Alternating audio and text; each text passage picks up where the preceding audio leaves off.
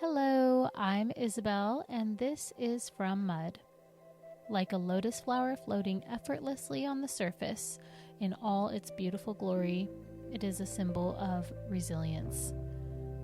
Because that same gorgeous flower grew from the icky, sticky muck and mud just below the surface. Something beautiful grows from something dark and cold and unyielding. It grows from mud.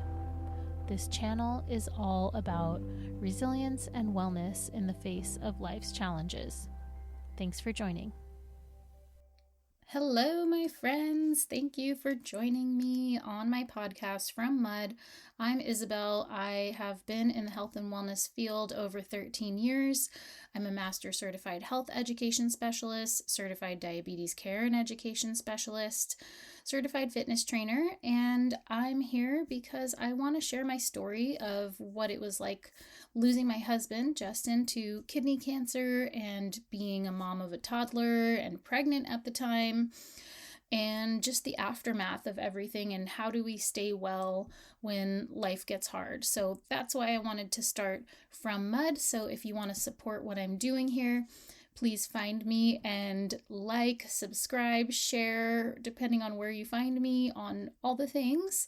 You can find me on Instagram, YouTube, Pinterest coming soon. My website is iamfrommud.com, and I'm also on Apple Podcasts. So if you want to support what I have going on, I always appreciate a like, a subscribe, hit the notifications button to be notified anytime I put something new out.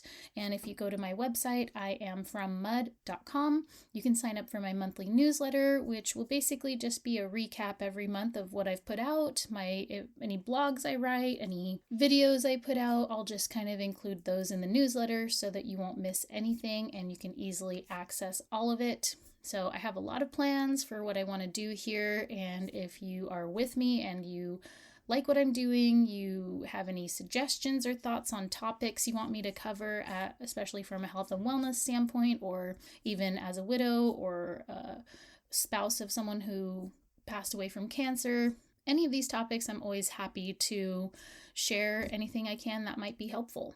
So thanks for being here, and without further ado, I'm going to get into today's episode. All right, so today I really want to get into a very juicy topic. It's something that usually makes people very uncomfortable, and it's all about conflict and resolving conflict and having those tough conversations specifically with our loved ones, with people we actually care about in our lives, in our daily lives, in our family, friends, our spouses. More so in the adult range. I'm not really talking about conflict resolution with kids as a parent with the kids or between the kids. So this is more adult centric, or even probably teenagers can get on board with some of these things too. I think if I learned some of these skills as a teenager, gosh, I would be so much better off. Thankfully, I feel like I did eventually come to positive and healthy ways of resolving conflict.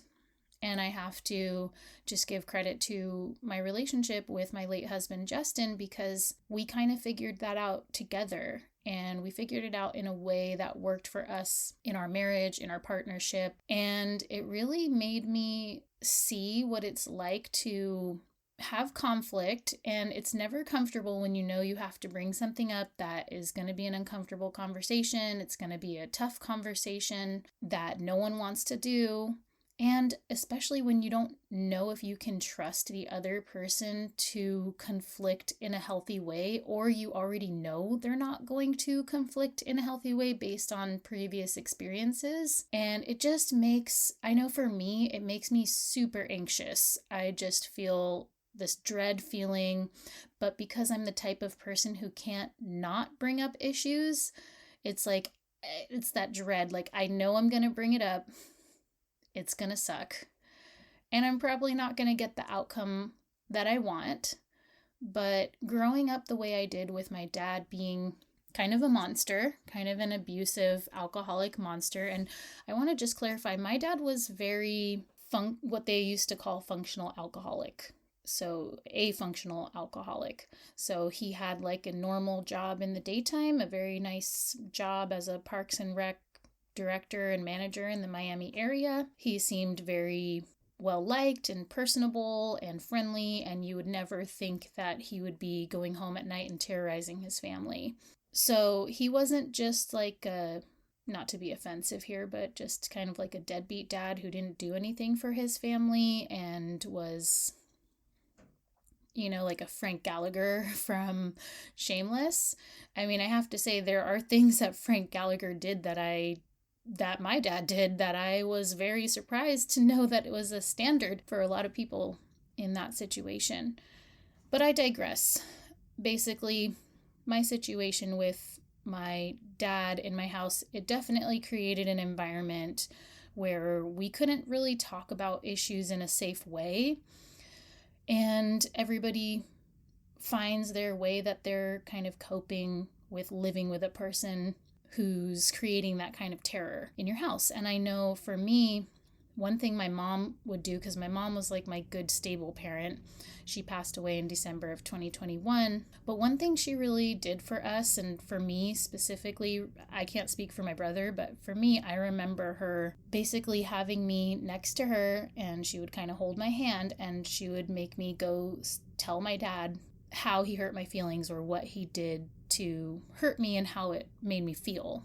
I don't remember my dad ever responding, really. I don't remember him responding either way. I kind of remember being ignored. I don't know. I'm sure there were times where he would blow up and just not want to hear it. But for some reason, I just remember him looking past me while I said what my mom was encouraging me to say, which is, how it made me feel. But I feel like the lesson I got from that was your feelings are important and you deserve to tell the person who harmed you how it made you feel.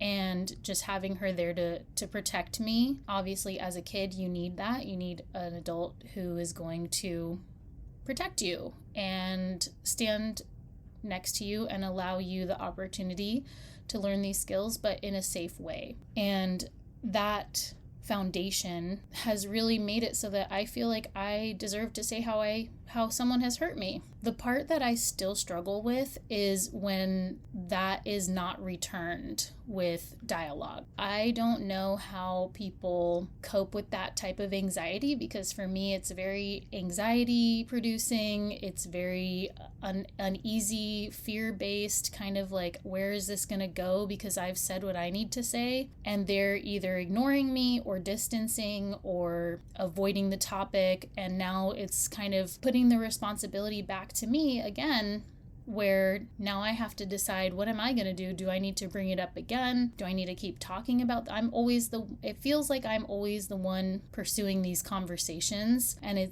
it always feels unbalanced to me. I'm not saying it is, that's just my perspective and how I feel at the time, is that it feels very unbalanced, and it feels like I have this recurring theme in my life where there's me who brings up things to talk about that are uncomfortable, that I don't enjoy bringing up. I would rather there be no conflict, but I just cannot help but say things when it bothers me. I try to edit that and not mention every single thing that bothers me, but if it's like a major issue, or it's an issue that continues to bother me, or that I notice is a pattern or a theme, I have to bring it up. And now, especially as a mom, like anything having to do with my kids, I can't let them down in that way. I'm the person who needs to stand up for them and protect them and make sure that I teach them the skills to stand up for themselves, just like my mom gave that to me. And what I've noticed is there have been definitely more than a handful of times, almost 2 handfuls of times that I can think of, with close people to me that I considered basically family or something like that, or were actually family, where there's a conflict, something happens, there's a miscommunication or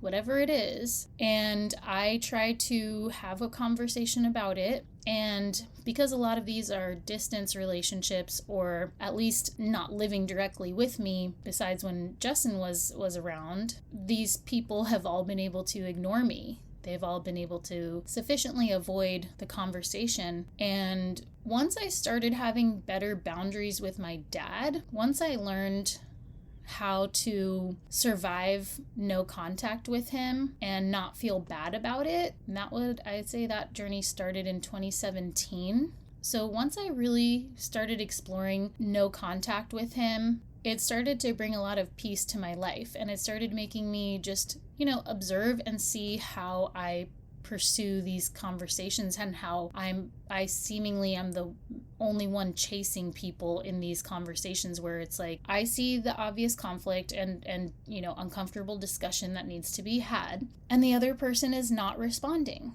They are avoiding the topic. They are avoiding the elephant in the room. They are combative and defensive, and it's really hard to bring myself to want to deal with these issues with that person, especially if they're not willing to see that there needs to be a better way between us and how we resolve conflict if we care about each other. So it's an ongoing theme in my life. I wonder what you all feel. I suspect that the majority of people resonate with the idea that most people prefer to avoid conflict, and in a way that you will actively avoid conflict, or that your loved ones actively avoid conflict, and you just get used to living with this elephant in the room and living with these pain points, and you just have to brush it under the rug or pretend it's not bothering you and kind of move on. And I'm sick of doing that. I don't want to do that in my life anymore. And anyone who is trying to brush things under the rug with me, I reach out once and say, let's talk about it.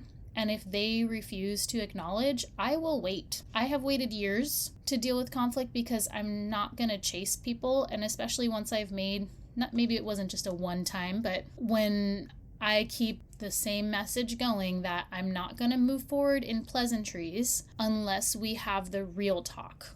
And unless everyone can take accountability and responsibility for their part in things. I'm not willing to do relationships anymore where I'm the only one who can recognize my part in things. And that feels super unbalanced when you're trying to have these types of conflict resolution discussions. I don't know if anyone has ever had that, where you come to the table and you're trying to have this discussion, and you come with good intentions, and you're like, I can acknowledge how when I said this, you would receive it this way and it would hurt your feelings, and I think anyone would feel that way, so I can see how my part was problematic. And then the other person is just like, yeah, exactly. Okay, good. I'm glad you know that you were wrong. End of discussion. When it's unless it's an abusive relationship, most people, the two or more parties involved in a conflict, typically everyone plays a role.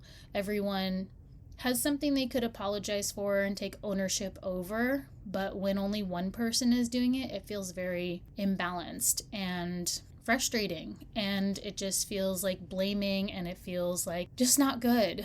So yeah, I kind of once I started having better boundaries with my dad and realizing that some part of surviving my childhood with him and my adolescence and even my early adult years until I met Justin, a lot of that time was me having to brush things under the rug and pretend things didn't bother me, and having to let things go because of his abuse, and because I got so used to just accepting that as the way our relationship is. Once I started getting some distance from him physically and otherwise, and then being with Justin, who had kind of more normal parents, I would say. They weren't abusive like how my dad was obviously abusive because he was, struggling with alcohol. He had two present, responsible parents who, did everything they could to do right by their kids, and would never use them and abuse them the way that my dad did. So Justin really helped me to see that a lot of the behaviors and requests that my dad would have were very unusual and were abusive, and that normal parents, quote unquote, normal parents, or let's just say healthy parents, overall healthy parents, let me just say, would typically not ask of their kids.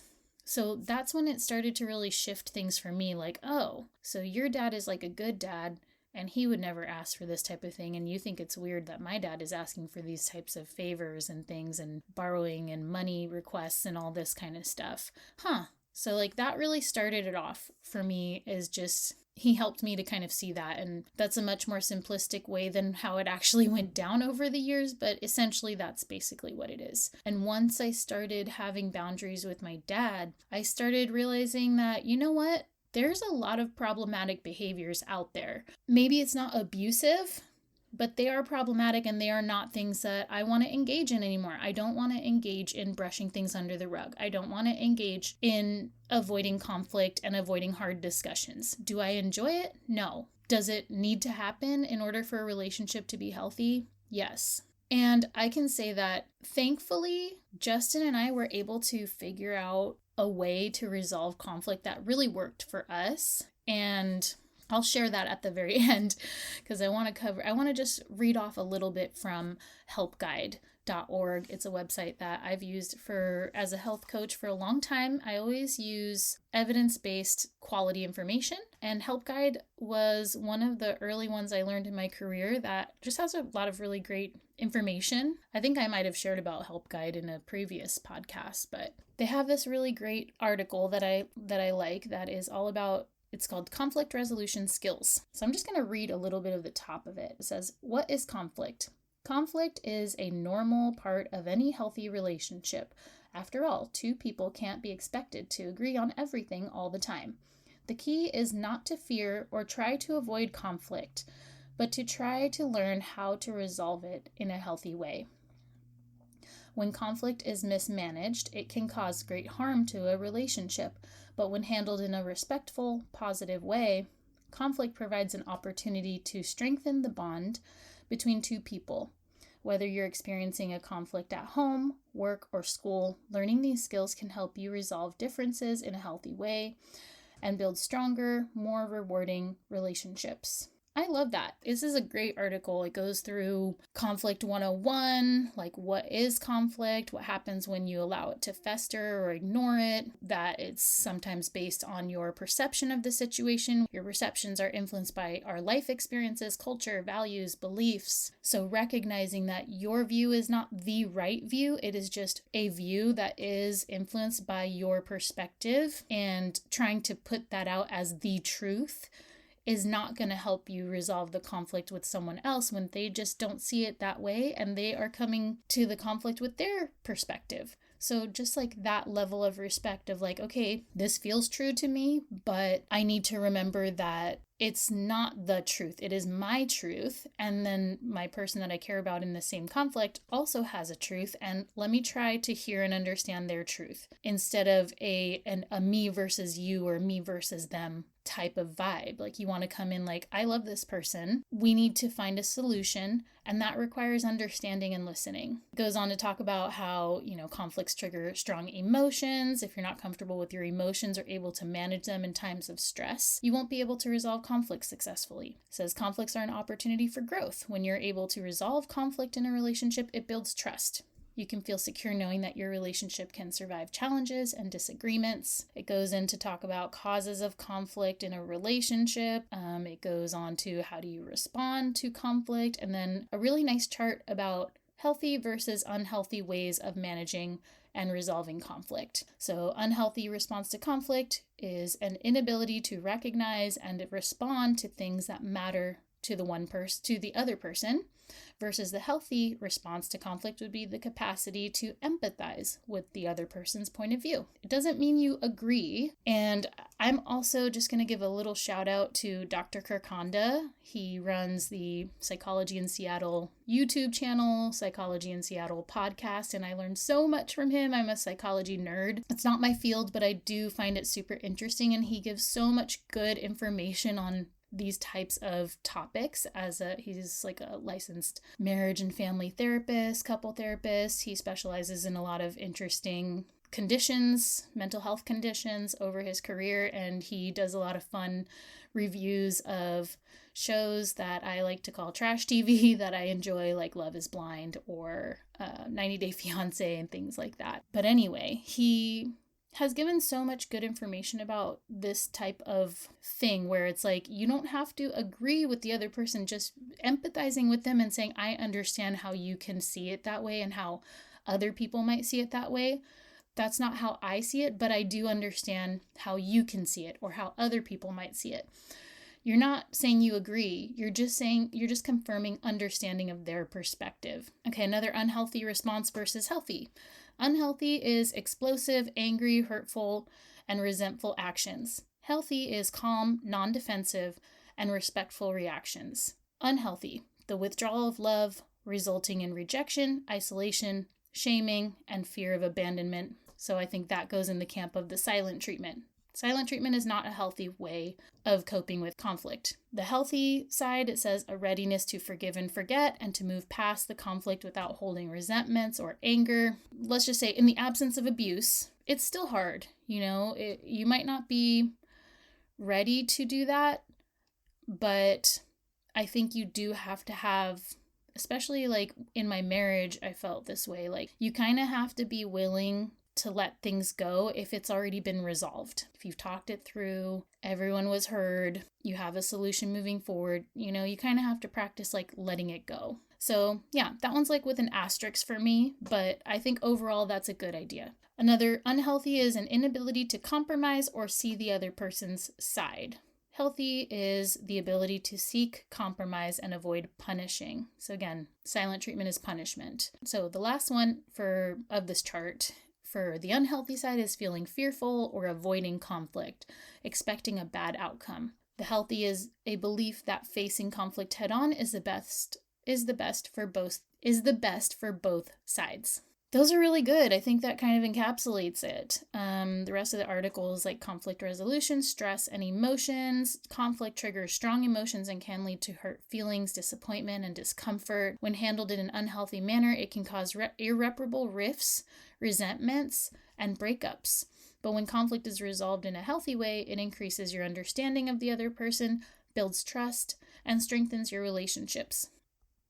All right, so then the ability to successfully resolve conflict depends on your ability to manage stress quickly while remaining alert and calm. By staying calm, you can accurately read and interpret verbal and nonverbal communications. Control your emotions and behaviors. When you're in control of your emotions, you can communicate your needs without threatening, intimidating, or punishing others. It depends on your ability to pay attention to the feelings being expressed as well as the words spoken of others. So we can interpret what the other person might be feeling. And that's something that I used to, when I was younger, not feel was my job. Like, it's not my job to tell that kind of thing. And it's like when you're in a healthy relationship with people, you help each other out, right? If you know that person pretty well and you can kind of guess, you can kind of be like, I get the feeling that you feel like this. Is that right? You confirm, you're not saying you feel angry at me. You're just saying, I see that you're hurt.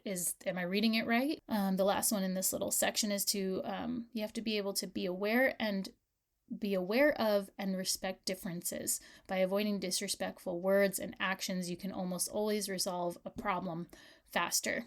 To successfully resolve conflict, you need to learn to practice two core skills: quick stress relief and emotional awareness. And let's see, it goes through kind of more specifics on those two skills. It talks about, is stress a problem for you?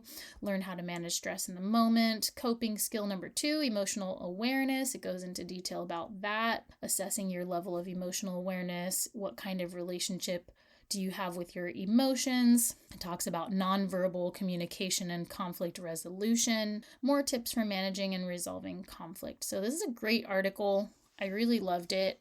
And I shared a little bit of it on my Instagram in a post recently.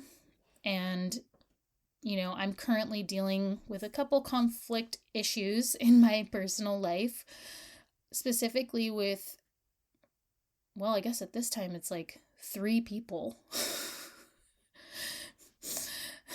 One of the people, well, I guess 4, but 2 of the people have been ongoing, and I have had ongoing conflict with these people since my husband died. They're very close to me, close family members that used to be in our life a lot. And again, they refuse to have conversations with me. It's kind of hard to resolve conflict if you can't have these conversations. And I have my theories about why they avoid. I think it has to do with their upbringing as well as the lessons they've learned along the way through long marriages and things like that, about how it's not safe to bring up your opinion, or you don't know how to do it in a way that won't be mean or damaging to the relationship. But one of my favorite uncles on Justin's side said this, and he said, when you avoid conflict, you invite more conflict. And it's so true. When you avoid conflict, you invite more conflict, because it just keeps going on. It just keeps festering. And in the meantime, it's damaging the relationship. But two other ones are people very close to me, that one of them is just avoiding what I thought was a small thing to discuss, but because they are going through a hard time right now, maybe that's why they are avoiding talking about something that, again, I thought was pretty minor. I didn't think it was a big deal. But, everybody has, if you're not coping with stress well, any little thing may make it that you're not able to take on extra things. And my perception of what is not that big of a deal is different from other people's perception. But what I do know is that I'm not going to chase people anymore in conflict. If I bring it up and I've invited a conversation and let the person know that I want to have, open and honest dialogue and calm, peaceful dialogue with the goal of finding resolution and setting up a plan, I've already said what I need to say, and I'm not going to chase people. I learned that I needed to chase people from my childhood traumas, and I've worked on that, where I'm not going to be chasing people around, chasing adults around to have simple discussions that are just slightly uncomfortable. But so for that person, it's kind of that deal. That's my perception, is that they're under a lot of stress right now, which obviously, losing my husband, going through an abusive childhood, I get it. When life is hard, you don't want to deal with life and other things, but when life is hard, your relationships are what matter the most to get through, and it's worth it and important to continue to foster and fight for those healthy relationships. That's my opinion. The other person I'm conflicting with right now is very close to me, and I totally understand why conflict is challenging for this person, because we had a similar situation where you probably learned that you're not allowed to safely conflict. There is no way to safely conflict, and in all of these, maybe there has been all four people that I'm thinking of right now, that you grow up in a way that you learn that it's either not safe, not appreciated, to bring up your concerns and your grievances, and that these conflicts don't typically have positive outcomes. I'm assuming that for all four people. And so, the last person I think is in a similar place as I remember being myself, years ago, where when someone would bring up an issue or a concern or just like a type of criticism, which it's fine. Criticism is not terrible, but it's just like when I was younger, I couldn't handle criticism. I see this in my dad. He can't handle 1 ounce of criticism without taking it personally or without becoming defensive. Well, you this and you that. Well, I don't do this. Well, I did a great job as a dad. I did a lot of things. Things like that, where you're just like, well, you did this, and well, I did this, and the reason I did this is for this. Trying to explain away the criticism, instead of just taking a moment and pausing and being like, let me think about it. Okay, you're telling me I did this. Basically, I'm feeling like you're telling me I'm doing something wrong. And my urge, my internal reaction is to fight against that and to be like, no, this is why. I have a good reason. I have an explanation. I have an excuse. But you want to think about that, right? And think like, why am I having this urge to fight back on this? Let me think about it. Is it true?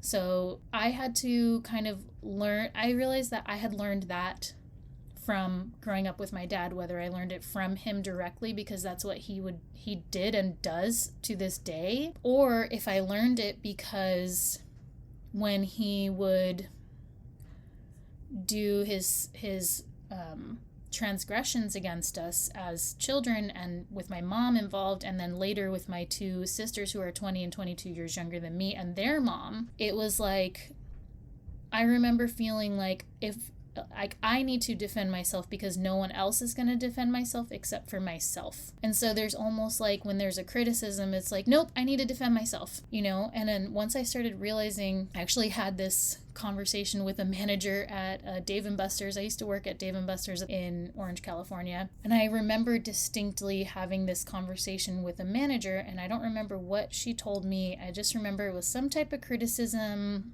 about me and my work, maybe as a server. It could have been, I want you to fill up the salt and pepper shakers and the ketchups every night, and I've noticed you haven't been doing it. It could have been something very simple like that, just like, hey, I noticed these are not done. I just remember her words in the conversation were like, you never take accountability for anything. Every single time I bring something up to you, you're defensive. You don't take responsibility for anything. You always point the finger. It's always about not you, but something else or some excuse. And I remember, like, at the time I was like, wow, I hate you. I was so bitter. And I didn't hear her words, but that conversation really stuck with me, I think, because it got in my head. I was like, she said, I don't take responsibility for anything. And to this day, I remember it now that she's right. At that time, I really did have a hard time accepting my shortcomings and just being able to be like, yeah, you're right. I didn't do that, and I will do better. It took me so long to learn that. I mean, I don't know about so long, but it felt like I can see the years where I was really working on not jumping to explanations and defensiveness and excuses, and instead just being like, you're right, I should do better with that, or I could do better with that, and just trying, like, not every time. Sometimes it is like, well, I have been doing that, and, you don't want to get bulldozed either. But for me, I was more on the other side where I needed to bring that to more of a neutral place, more of a, you want to defend yourself and you want to stand up for yourself and not get walked all over and bulldozed. And also you want to be able to grow and develop yourself and develop as a evolving person and let go of things that are not serving you anymore. And in my opinion, part of growing is being able to take criticism, and especially when it's constructive criticism that you can actually change and work on and focus on. You need to be able to gracefully take that feedback. And my professional work has definitely, and my certifications has taught me that, like, criticism and feedback is great because it gives you that opportunity to grow. And I've kind of carried that into my relationships, and I try to be very open and very willing to see everybody's perspective and understand where everyone's coming from and their grievances about me. And I really see those as opportunities for me to grow as a person and for the relationship to improve as well. So I don't take it personally anymore, but there was a time in my life that I feel like because of how I grew up, I was very sensitive to any kind of criticism. And I know that's not the case for everyone, but we all have our different, like it said in the article, our perspectives that we come into conflict with. And because of those perspectives, we approach conflict in a certain way. We might be defensive and not willing to look at ourselves and take accountability, and we might not feel like we have the self-confidence to admit to our faults and to admit to our shortcomings and to admit to our part in the damage or in the problem. We might come to a conflict and just try to avoid it and try not to talk about it and try to just get out of it and try to, appease or fawn and get out of it that way. And I think it's up to each person. Once you're an adult, kids, yeah, it's hard when you're a kid. Your brain's not fully developed. You don't have the social skills, the life experience to really reflect on these things quite yet. But once you're an adult and you see you have these problematic approaches and you see that it's a problem in your relationships, or, you're not able to have long-standing relationships with other people without there being issues that pop up, or you have issues that you just notice you avoid, and like maybe your parents did that, or you did that with your parents, or your parents taught you to do that in one way, directly or indirectly, and you see that. It's your job as an adult to really start reflecting on that, like, is that a problem? Is that stopping my relationships from improvement and being deeper and there being more trust and closeness, or is it fine? I mean, it's up to you. You kind of have to figure out for yourself. And in my opinion, I have just realized, and I will just say that Psychology in Seattle channel is part of helping me realize this, is that like all relationships that you care about take work. And my relationship with Justin definitely helped me see this too, where it's like you really have to work on the relationship when conflict comes up, and also if it stagnates. Like you're kind of constantly working on it. It's not as hard to work on it when things are going well, but in those other two camps, when things are hard or when they stagnate, that's when the real work is, and that's when you have to like be actively engaged in conflict resolution, in putting in effort for the other person. And I think even though we put a lot of emphasis in our culture and in a lot of other similar cultures to American culture, we put a lot of emphasis on our romantic relationship. And we kind of, I feel like there's almost this like entitlement to other types of relationships, like friendships, relationships with your adult children, your siblings, cousins, extended family that you care about. Especially if they're similar age or a little younger. All those relationships, if you care about them, you're going to conflict, and you will have to figure out how to get through those conflicts if you care about the relationship. It's almost like there's this entitlement, like, well, and also this, like, I don't know, it's like this brush off. It's like, well, you know, they're my brother, they're my sister, they're my friend, they're my cousin, so they have to love me no matter what, and we have to get over this. I just think that's very unfair.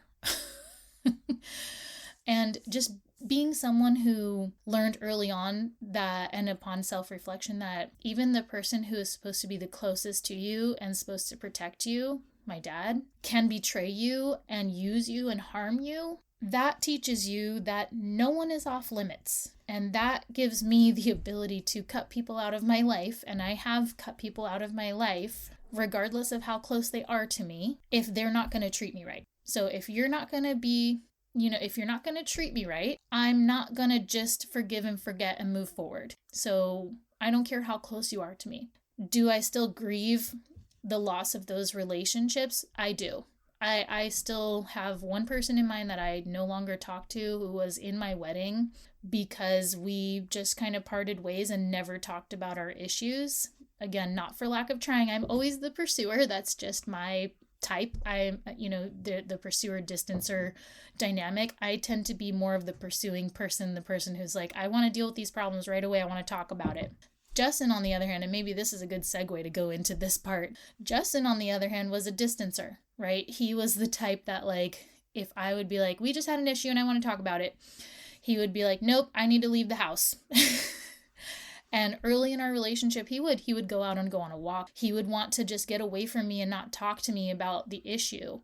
And that is, in my opinion, what he learned growing up in his family, where it's like, the children are not really valued for what they have to say or think or feel. It's more of like, I'm the parent and I tell you what to think or feel. And if it's anything that deviates from that, I don't want to hear about it. I don't think they did that intentionally. I think it was just kind of the vibe of that more, traditional parenting. And I think that was some of the lessons that he learned, was that conflict means you don't get to be heard. Your opinion kind of doesn't matter, so why bother? Might as well just be quiet and let's just move on. Let's just pretend it didn't happen, that kind of thing. So I think we came into our relationship with that big difference, where I grew up feeling like my voice matters and I get to say how I feel. And, and then my partner, and then Justin, he came in with kind of the opposite, with the distancer thing, where it's like, I need space. I need to not talk about this right away. And we really had to negotiate that over time and try and figure out a system that works for both of us. And we were also both kind of hotheads. We both would interrupt each other when we would conflict, and sometimes we wouldn't be able to resolve conflict in those early years of our relationship. And it wasn't until, it was about, it would have been 2017. So we were 6 years into our relationship, and it kind of stagnated. I just remember there was a point where we felt like we're either going to break up or we are going to get married and have kids and do that whole life. We already owned a house together in California, Palm Springs area, and we were already living there for several years. And then, yeah, it kind of stagnated. Like they say, that whole 7-year itch thing, it was about that time. And we always said that if we ever come to a point where we might break up, that we'll go to a therapist. So we found a couple therapists that we went to. She basically was like, well, you guys don't have any kids and you're not married. So you guys have some issues that people in long marriages tend to have. I feel like you should just kind of call it. And I mean, in my opinion, that was pretty awful advice. And not what we went in for therapy, but it basically, she did give us a few good skills. First of all, one tool she gave us was the notebook. We had like a notebook, a shared notebook, where we would, because of the interrupting and, just kind of the fire between us sometimes when we would conflict, the notebook helped us because we would I would write my thing down, right? Like whatever the issue is and my thoughts and feelings on it, I would write it down and then I would give it to Justin and then he would have to read it and then he would respond back and write out all his stuff. So like this was really helpful when we couldn't conflict in like a positive way, and that we could just get our voice heard and we could be thoughtful about how we're writing it so we're not hurting each other's feelings. You have to be more intentional when you write something. It's also like in their writing, in my writing. So it's just very personal and very intentional. So like that notebook thing helped. That gave us the opportunity to really think about, is this something we do want, and choose our relationship and decide we need to be more intentional. We need to keep making efforts for each other. We need to be engaged in this relationship. We can't just let it fall by the wayside, because then this is what happens is like you come home, you see your person and you don't care. You're just kind of like, meh, whatever, like it stagnates. And we knew that like from that experience, we need to choose each other and we need to intentionally be kind and intentionally put in effort for each other, even though it might be tiring and we might not feel like it. But the result of not doing that is the stagnation, the indifference. And then it's like, well, what are we doing here? If we don't even like each other right now or want to be around each other or care if each other are around, then what are we doing here? That taught us that like we need to make efforts. We can't just let things fall by the wayside. So yeah, that kind of propelled us on the path of like, yes, we choose each other. We want to choose each other. We want to do life together. We don't want to break up. We can't see life without each other. So it kind of like refreshed our relationship. It renewed our relationship. It helped us just to kind of move forward from that point. And a few months later, he proposed to me in Central Park in New York. And then the following year in November of 2018, we did our pre-honeymoon to Thailand. And then we got married in February of 2019. So we were more intentional with our relationship and we knew what it was like to almost lose the relationship. And we had that moment to reflect on like, what are we doing here? Like, what do we want? Are we really ready to let this go? And do we want to have something better than we had before? And then when we were about to get married, so in that next year, I was listening to audiobooks on marriage. I was reading different things about like, why do we have the struggles that we have? Like, what are our struggles all about? What does that come from? I was watching YouTubes, I was reading articles, and leading up to our marriage, because we were meeting with the reverend at the Unitarian Universalist Church and doing kind of like those couple counseling things, but I don't think she was like a licensed therapist or anything, but just kind of like asking us questions on her worksheet and having us answer and just thinking about and reflecting on different things. And I was like, I told Justin, like, I want us to listen to this Fighting for Our Marriage book together. And again, like, this is the thing. Justin didn't necessarily want to lead these things, and he didn't necessarily want to do it, but he would reluctantly agree and just allow me to lead us with these things. So we would listen to the book together and talk about it. And I think it was from that book that I started kind of developing my ideas on how him and I could go about like resolving conflict. And eventually he kind of like, we figured out this system that worked for us, and that's what we would do every time there would be a conflict that, continued to bother us. Like, we were also because we were hotheads, but we were also able to get over things pretty quickly and just move forward, depending on the thing. But in general, we would get over things and be able to move on. But so basically our rule was that, like, if we had a conflict come up, we had an argument, one of the first things we learned we needed to do, and I have to say I was probably the primary person who would do this particular thing, but because we were hotheads, we needed to start to learn to stop ourselves when we would start either raising our voice or kind of having that like a mean tone, or like just not being productive, and pausing it and like recognizing it. And we had to agree that if someone said we're getting heightened, and it took a while for us to figure out what terminology, because we couldn't say something like, you need to calm down or we need to talk, stuff like that wasn't going to work. So we had to figure out what terminology was not triggering for us. And we basically were like, hey, we're getting heightened, we should pause this. So learning how to stop ourselves when things were escalating, or even just saying that like things are escalating and we should pause this and we'll talk about it another time. So that took a long time and a lot of effort to just start getting used to that. Just starting to notice things would be escalating just verbally and pausing that. And me coming from a household with a person who yelled a lot and was very rageful, like it was hard for me to notice when that was happening and like the beginnings of that happening.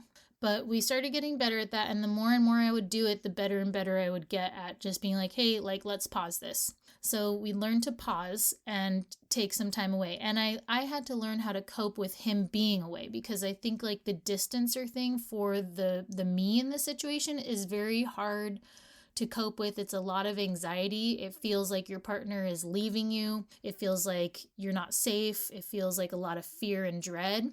So I had to learn how to accept that, like, he just needs to go for a walk. He just needs to go for a drive and just calm himself down. And he had to learn that, yes, and you still have to agree to come back and talk about it eventually. And so another step for us was figuring out what is that eventually. And we came to within 24 hours. If the argument or whatever is still bothering us and we need to talk about it, we need to do so within 24 hours. So that was something that he was willing to do as the kind of avoider, distancer person, because the distancer person needs to know that they can get away and have a moment to, calm themselves down, but they also need to assure the other person that there will be a time that we talk about it. And the other person needs to allow the distancer to do that.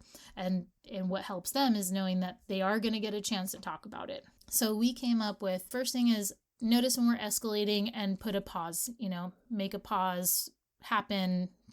We both had to agree ahead of time so that when someone was like, hey, let's pause this, we both agree like, yes, let's stop. We are getting escalated. And then the next part is, and we will talk about this. If it's still bothering us and needs to be sorted out, we will talk about it within 24 hours. So then let's say it's something where the 24-hour period comes and we got to set up our couple meeting and we have to do a talk, and I'm a Virgo rising weirdo. So I come with my bullet points and my plan of what I want to say. And the other component we had a talking stone. It was a rose quartz Ganesh, and whoever was holding it, we didn't have to do this the whole time, but at the beginning when we were still pretty bad at interrupting each other, we did have to bring in the talking stone. It sounds so silly and ridiculous because we're grown-ups and we should be able to not interrupt each other, but it was actually like a lot of learning and a lot of training ourselves to not interrupt each other. So the talking stone helped in the beginning, just to be like, I'm holding the talking stone. Essentially, the flow of that conversation would be, he would usually let me go first, but I would say, do you want to go first or do you want me to go first? And he's like, you go first, because of course I come with my bullet points. So the first person who talks basically just says their full story of the situation. Like, when you did this, I was feeling like this, and then when you said this, it made me feel like this, and I was just trying to do this and that, blah, blah, blah, blah, blah. So like, you're just telling your side of the story. You want to try to not be pointing the finger and like mean about things. You don't want to be like just saying it however you want. Like, you want to take care of that person and be kind about it and try to be tentative. Like, I don't know if this is what you were doing, but this is how I felt. This is what I felt like you were doing, and this is how I was perceiving it. Again, I don't know, but this is just how it made me feel. You're telling your side of the story. Then Justin is supposed to, or the other person is supposed to, tell me what they heard. So okay, you're saying that you were upset because I said this thing and it really hurt your feelings, and then because I didn't acknowledge it, that hurt your feelings more. Like, you're trying to be fair to the other person, so saying something like that instead of being like, you're saying that your feelings were hurt because I said something and you're stupid for taking that too seriously, but that's basically what you said. Like, you don't, again, you want to take care of the other person. You don't want to blame or any of that kind of stuff. You want to try to, and it's not, again, it's not an acknowledgement of like, you agree with what I said. Like, in that situation, Justin's not saying he agrees with me. He's just saying he's just repeating back what he heard I said and what it is from my perspective. He's not infusing his side of the story yet. He's just listening and reflecting back what he heard. And then I basically acknowledge, yes, that's how I felt. Or it's if they say something, like defensive, and you're like, no, that's not what I was saying. This is what I'm saying. And then you clarify until you reach that understanding, until the person reflecting it back acknowledges in a way and reflects back properly. And you have to allow that criticism and that space for the person to be like, no, that's not what I was saying. And for you to intently listen with the intention of understanding. I think that's what it comes down to, is like, you have to be willing to try to understand and really work to understand what the other person is saying, even if you don't agree with it, but trying to put yourself in their perspective and understand from their perspective what was happening and try to empathize with them without bringing your stuff into it yet. So once that understanding has been reached, now I transfer the talking stone, right? And then it's Justin's turn. In this example, it's Justin's turn to tell me his side of the story, which was typically much less long-winded than mine, and more succinct and to the point. But then he would tell me his perspective and what it was for him and how he thinks the conflict came to be. And then I would reflect back what I think I heard. He would either correct me or acknowledge, like, yes, that's what it was. Once we have a full understanding of each other and how we see the situation and how we see that this conflict was created, then we move into the solution portion. And basically, like, okay, so you're saying you felt like I disrespected because I said this and that, or I did this. And I'm saying that I felt hurt and disrespected because of this. So, like, if a situation like this comes up again, what do you need from me? How do you think we should handle this situation if it comes, or something similar comes up again?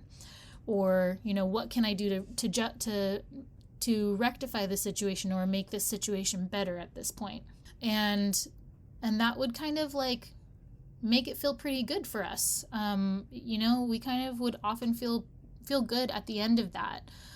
We usually ended it with a hug or some sort of, physical affection, a plan to go on a date or something like that. Just some sort of like nice resolution at the end of it. But that was how we would sort out conflict. And I have always appreciated that, because once we figured all of that out and all those steps, and we figured out a system that worked for us, whenever conflict would arise, it would still be like, a little bit of dread and a little anxiety just because it's not comfortable. But I would always feel more comfortable I would always feel like I knew the plan. I knew what was going to help us sort through it. I knew it was going to get talked about. It wasn't just going to get brushed under the rug, or we were going to pretend like it didn't happen. I was going to have my voice heard. I was going to have my voice acknowledged. I was going to be able to understand him more and feel more trust and love towards him because we're resolving this conflict. He cares enough to listen to me. I care enough to listen to him, and like that built our relationship up. And it just made me feel like, oh, I can see how conflict can be positively dealt with and that it can have a positive outcome. And in fact, our relationship is better when we sort through these things and don't just brush things under the rug. And it felt like, good, because there was a system, there was a framework that we got comfortable using, and that seemed to work for pretty much everything. It's hard for me when other people around me don't want to engage in these types of discussions, and I feel like essentially it's because people don't have the experience I have, where I have felt what it feels like to sort through conflict like that and come out better on the other side. And I know that we're going to come out better. And I know there is a way to conflict in a healthy way where everyone is heard and understood and there's a positive outcome. So I think like the people who grew up being avoiders and whose parents are avoiders and sweepers under the rugs, and now they're like that and they have to fight against that. I think it's just hard for people to see the positivity that I see when it comes to accepting criticism, being able to grow from it, the benefits of being able to be told what is not working so that you can make adjustments and not take it personally, to hearing each other out, to talking things out, to understanding each other, and how that really fosters healthy relationships. And if you listen to some of my previous podcasts or saw some of my posts on Instagram, healthy relationships and having a strong support system that has healthy relationships that you feel supported by and happy and joyful because of are vital to our health. They are vital to our mental health, our emotional well-being, our physical health. There's associations with major chronic conditions and major life events because of having healthy relationships and healthy support systems. And just like it takes a lot of work for a healthy marriage or a healthy partnership, your other relationships also take a lot of work. And sometimes we don't notice that it takes just as much work, or maybe it doesn't take as much work as when you're living and partnering life with somebody. But when those conflicts do arise, those other relationships are just as important to foster and to invest in. I know that, and I hope you all know that. I hope I did enough justice to that idea, that you think about it that way moving forward. And if you're conflicting with somebody right now and they want to talk about it and you think they might be a safe person to talk about it, I'm inviting you to step out of your comfort zone and go for it. Talk about the situation, share my podcasts about this and my framework that Justin and I kind of came up with, and see if that's something that you might want to start off with and if that would help. I know it helped me a lot, and my wish for this world is that we could all be better at resolving conflict and that we could all feel more positive when we approach conflict and feel like there is a positive outcome waiting for us, and it might be uncomfortable, but it will be worth the effort in the end. Thank you all for being here. I am very grateful to be able to talk about these things, and I hope this was helpful. Be well, everyone. Bye.